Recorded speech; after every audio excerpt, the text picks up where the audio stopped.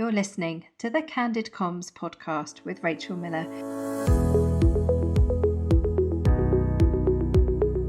Join me every week for practical advice and inspirational ideas to help you focus on all things internal communication related.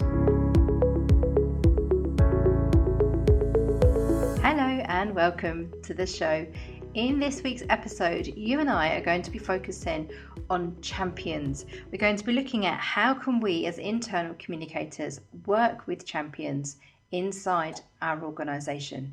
Now, you may know them as ambassadors or advocates, but for the purpose of this episode, for clarity, we're going to stick with champions. And as ever, you will leave with one thing to know, one thing to do, and one thing to think about.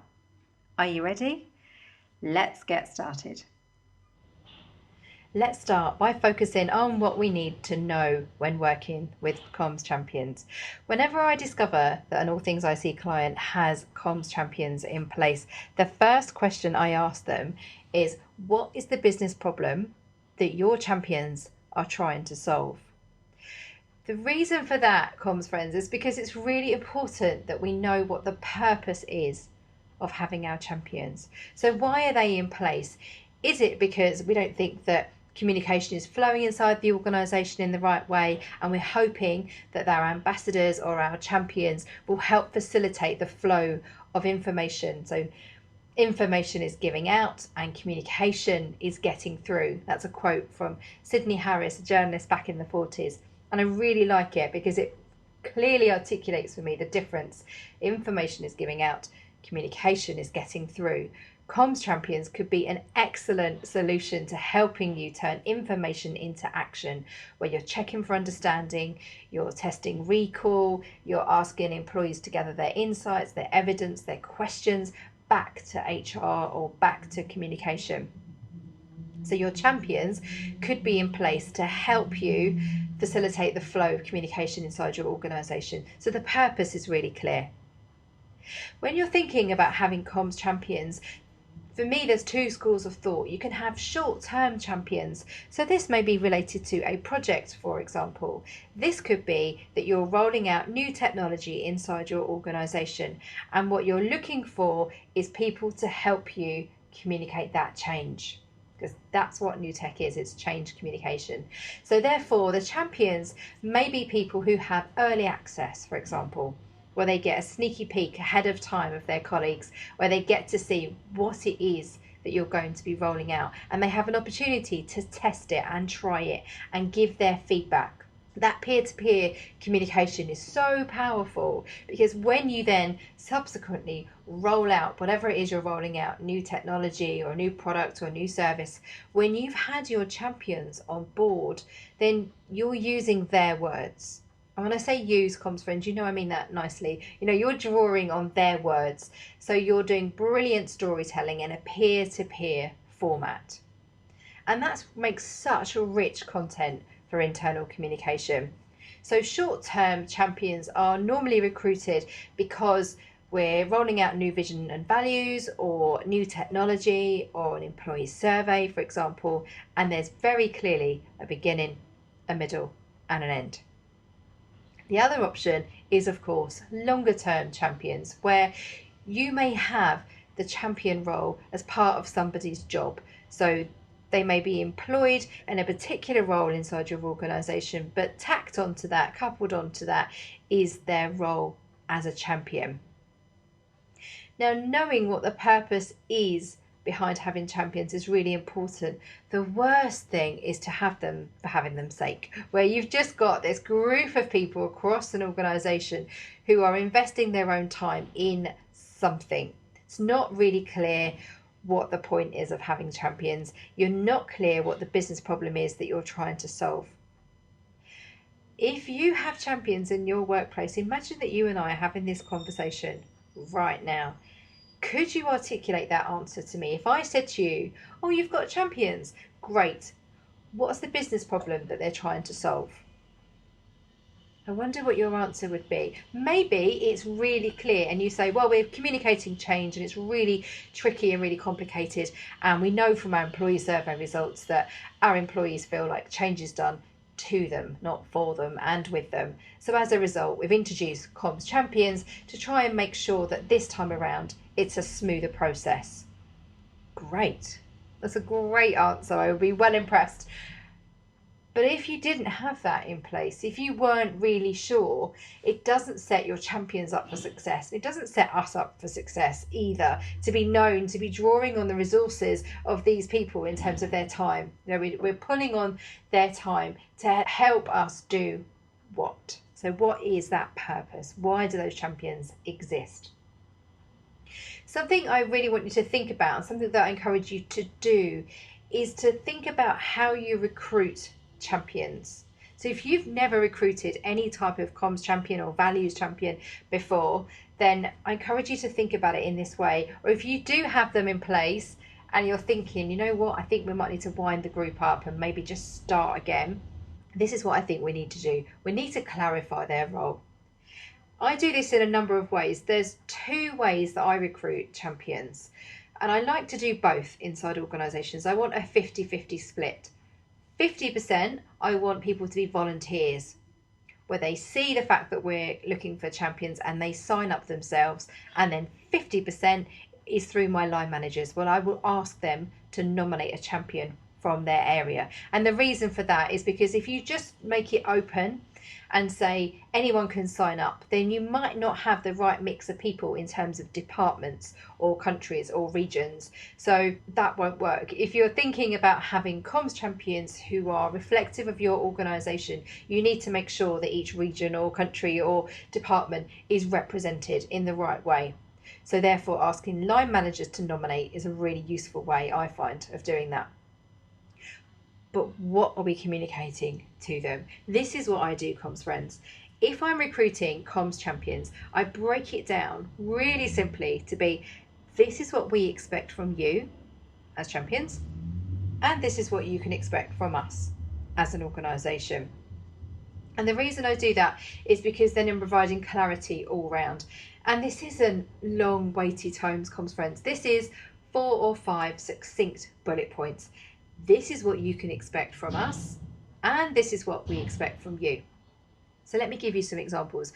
Things that we could say, this is what we expect from you, could be that you're open to trying new things, that you're willing to be constructive and give us feedback about things that we're testing, that you commit your time to come to meetings or join discussions online when we're bringing our champions together. And this is what you can expect from us, is that we will treat your views confidentially, perhaps. That's important if it's change communication, where it's quite sensitive at times. It could be that we will give you early access, that we will share things with you, and you may end up having non-disclosure agreements in place with your employees if it's change communication. So if you're not sure on that, do speak with your HR colleagues and your legal colleagues. So what we want to make sure here is that we're protecting information inside our organisation. If we're sharing confidential information with a group of employees early, just make sure that we're doing so in the right way, that we're working ethically and sensitively, and we're not breaking any non-disclosure type agreements internally or confidentiality agreements. So do check that. Now, when you're recruiting people, if I said to you today, right, we need 10 comms champions, who springs to mind? Who are those names that instantly flood into your mind where you think, oh yeah, this person will be great, or yeah, or we've asked this person before? We normally know who we'd ask. Now, I'm going to hazard a guess here, comms friends, that these are our positive people. These are the folks inside our organisation who will always be the first one up when we're asking for questions, will always be the first ones to have their hands up. They will always be the ones to sign up to something that we're doing. Typically, these sorts of employees are really positive, and we love this. We love having positive employees. But just to be a bit controversial here, we don't just want the positive people. Bear with me, because I find when I'm working with comms champions, what I want is a group of people who are committed to having a discussion to help shape whatever it is that we're working on, whether it's vision or values or new tech rollout. If I've just got a group of people who are going to agree with everything we say and then just parrot fashion repeat it on, it's kind of okay.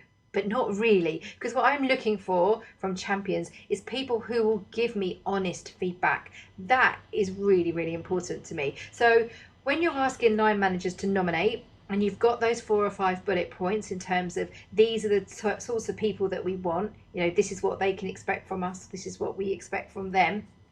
You're not saying to them, give me all the positive people. But if you just get people who are super positive, I don't think we get a really good balanced view. So when you have negative people, in my experience, they're normally negative for a reason. So if you're doing a tech rollout, for example, and you get somebody who says, oh, we've tried something like this before and this isn't going to work. Well, why not? What are the barriers that are in place there? Is it perception? Because as we know, perception becomes reality if it just goes unchanged or unchallenged. So think about how can you recruit people to be champions who can give you honest feedback. Now you may decide, and I talked about this in season 1, you may decide that you want to hear those negative views, you want to hear the challenge. I encourage you to do so, but actually we want to hear the challenge, but it's not right to put them in a champion's role. Well, this is where your eyes and ears groups come in. This is where your editorial board type group or employee forum or employee network comes in. If you just surround yourself with people who will always agree with whatever the organisation is doing, be that in your editorial board or be that in your comms champions, you're not getting a balanced view. And I find that's when internal communication jars inside an organisation, where everything is shiny and polished and perfect and brilliant and everyone's happy. Are they? Are they really? Probably not. So surround yourself with people who will give you honest views and insights. You'll have heard me say this before. As professional communicators, it is our business to know our business. And part of that means being tapped into views that aren't always positive, where people are concerned, where there are rumours. Because the more that we listen and the more that we actively listen to those views and voices, the better informed we are, the better our internal communication is. So that's fairly controversial. I'm not saying that to be controversial, but when you're thinking about recruiting champions and thinking about the voices and views that you're listening to, do make space for negativity. Do make space for the people who will challenge what's happening. Now, they might not end up being your comms champions. That's fine. But make sure you have a mechanism to listen to the reality of what people are saying. I hope that's helpful. We're going to take a short break, and when we come back, I will leave you with something to think about. See you in a moment.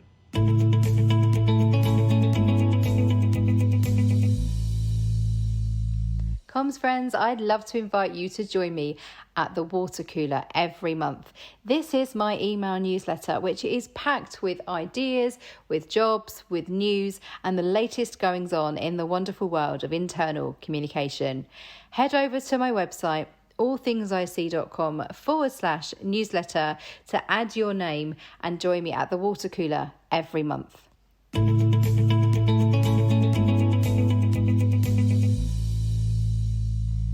Welcome back. In the final part of today's episode, we are focusing on what we need to think about.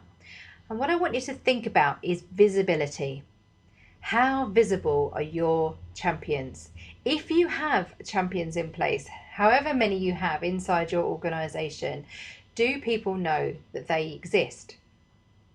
Now, I see various instances inside organisations of how this shows up. So in some organisations, their champions are super visible.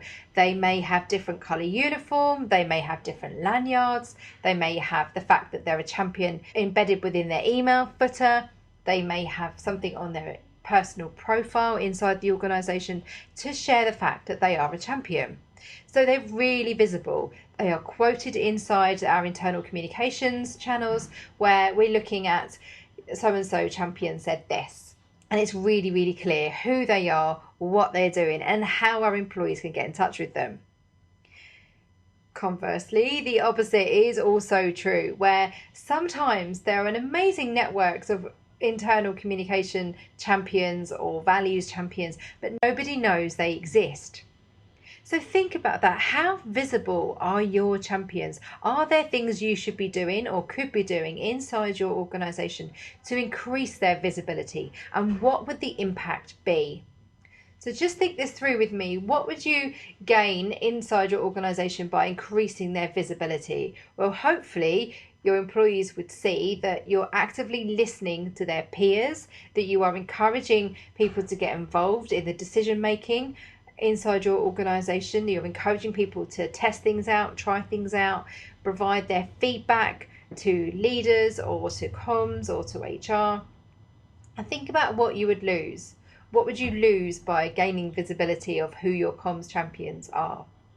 I would hazard a guess that you would gain a lot more than you would lose. It's a real quick win for me in terms of if we're trying to recruit champions for an initiative or replace our long-term champions. Maybe they just do a year in at a time, for example, and therefore you need to refresh your champions. What better way than making sure that it's known who your champions are? So when you're trying to recruit champions, you're sharing stories from their peers who can share what their own experience has been like being a champion. Some organisations have sections on their intranets under employee groups or employee forums, depending on how your internet's structured, where under your people team, for example, you may have your champions in there, or maybe under comms, or maybe as a group embedded on Yammer, for example, or any other enterprise social network, where it's really visible. This is where we hang out. This is who we are. This is what we do. This is the difference that we're making, and this is the purpose of the group. It's a really good idea to have that in place. If not, it just all seems a bit mythical and mystical in terms of there's a group of employees who are champions of what? What are they here to do? Another quick win that my team and I see quite a lot when we're auditing organisations is making sure that there's visibility when people join. So if you are onboarding employees, for example, are you letting them know that there is a group of employees inside the organisation who can listen to them, who can be accountable to them, that they can ask questions of them? So knowing who your champion is in your area, your region, your department is really useful. So make sure if you have a really good onboarding process, which I hope you do, then why not talk about the fact that there is a group of champions inside the organisation? You could even do a call to action in there to say, if you'd be interested in being considered to be a champion in future, look out for XYZ or contact ABC. So think about visibility. Think about how can we make sure that we value and affirm the behaviours of our champions by making them visible. Now, it may be if you have a sensitive change something going on in your organisation, for example, and you have recruited champions to be accountable to the steering group committee, for example, to give you feedback and test messaging, then it might not be appropriate to advertise those people. So just apply a healthy dose of caution in thinking about, is it appropriate to make our champions visible, or is it that we have a small group of trusted friends that we've brought into our confidence and actually it's not appropriate to share it wider? You will know, comms friend, the culture of your organisation better than me, and you will know the right choices to make. But think about visibility. How can you profile those people? How can you affirm their behaviour and make a fuss of them and thank them, reward them for their efforts? I hope you found that useful. If you're working with comms champions brilliantly inside your organisation and you think, you know what, I think we've got it nailed. Yeah, we've got the purpose in place and we know whether it's short-term or long-term engagement that we're looking for with those people. We're really clear in terms of clarifying their role. We've outlined what we expect from you and what you expect from us. And actually they're really super visible. Gold star to you. Why not share that story? If you have a great example that you'd be willing to share with other in-house internal communicators, why not get in touch with me and offer to write a guest post for my All Things IC blog? There's 1,500 articles on there going back 12 years, and I love hearing from communicators around the globe. I love sharing your stories via my blog. Feel free to get in touch. I hope you found this episode useful. As ever, you can find the show notes at allthingsic.com/podcast podcast. Do get in touch with me. I'd love to know what you're taking away as a result of listening to this episode. What are you going to do differently? What are you going to try? What are you going to change as a result of something that you've heard today? You can find me online at All Things IC on Twitter. Look me up on LinkedIn, Rachel Miller. Find me on Instagram, Rachel All Things IC, or send me a note via my website, allthingsic.com/contact.